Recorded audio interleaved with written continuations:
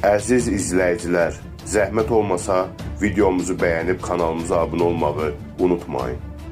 Dünyasını dəyişmiş mərhum qanuni oğru Rövşən Lənkəranskinin yaxın dostu olan qanuni oğru Cemo haqqında bilmədiklərinizi sizlərə təqdim edirəm. Keçək əsas xəbərə. Zəhmət olmasa videonu bəyənib kanalımıza abunə olun.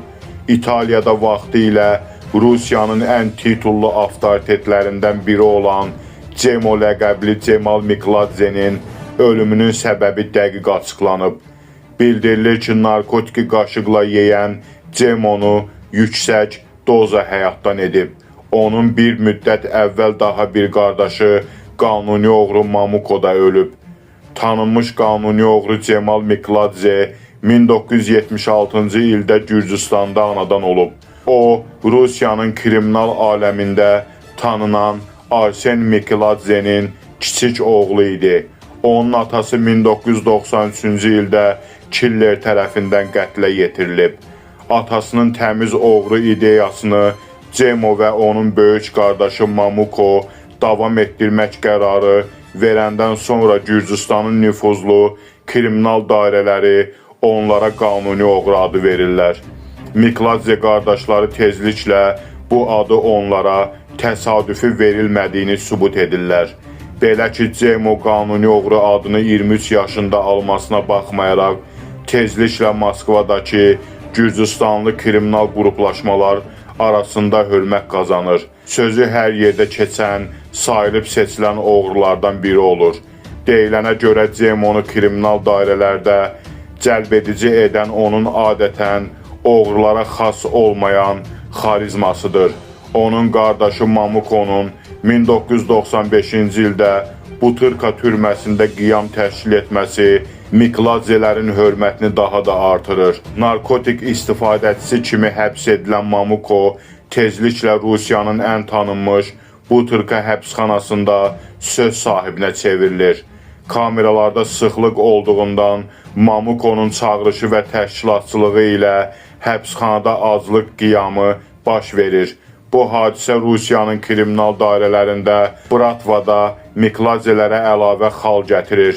Tezliklə Cemo haqqında da milis svotkaları artır. Cemonun adı 2016-cı ilin avqustunda öldürülən Rövşən Caniyevlə, yəni Rövşən Lənkəranski ilə ilk dəfə 2010-cu ildə birgə çəkilməyə başlayır. Məlumatlara görə Azərbaycanlı avtoritet Vaqif Süleymanovla, yəni Vaqif diplomatla Rövşən Lənkəranskinin 2010-cu ilin yazında aralarında konflikt başlayıb.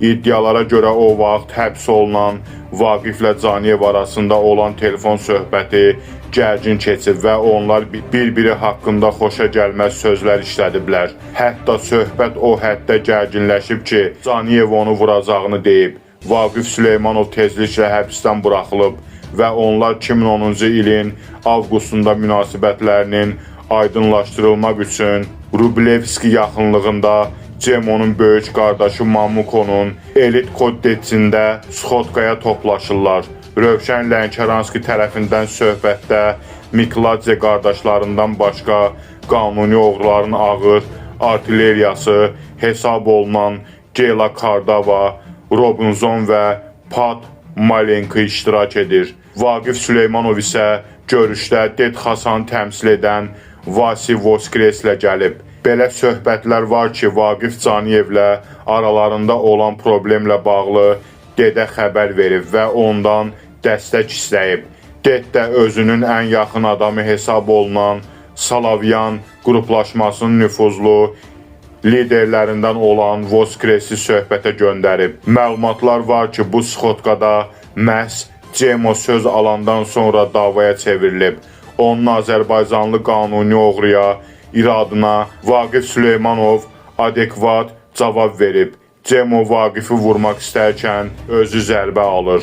Bu Sxotka Rusiyanın kriminal dairələrində dərhal ciddi müzakirə mövzusuna çevrilir. Deyilənə görə nəticədə Lənkəranski və Cemo bu hərəkətinə görə köhnə oğru qanunları ilə yaşayan Vaqif Süleymanovdan üzr istəyir. Barışığa baxmayaraq bu Sxotka uzun müddət nüfuzlu kriminal dairələrin əsas müzakirə mövzusu kimi qalıb. Bir müddət sonra Ded Xasan Cemonun Vaqif Süleymanovla bağlı Sxotkadakı hərəkətini və digər günahlarını müzakirəyə çıxarır. 2011-ci ilin iyununda Ded Cemonu qanuni oğru adından məhrum edir. Gənc yaşında tac alan Mikladze 35 yaşında Dedin altında imza atdığı qərarla qanuni oğru adından məhrum edilir. Maraqlıdır ki, bu qərarı o Cemoya hamının iştirakı ilə və deyilənə görə çox qaba formada telefonda elan edib. Ded Xasan Cemoya təklif edib ki, əgər onun bu qərara etirazı varsa, Moskvaya qayıdıb özünü təmizə çıxara bilər. Ded ona həm də xəbərdarlıq edib ki, Sxotkada günahları təsdiqlənsə, o bu söhbətdən evə sağ getməyə bilər. Lənkəranski klanı Dubayda məskunlaşanda Cemo da ora yerləşib. Oğru dünyasında ən imkanlılardan hesab olunan Rövşənin xeyirxahlığından Cemo çox yararlanıb.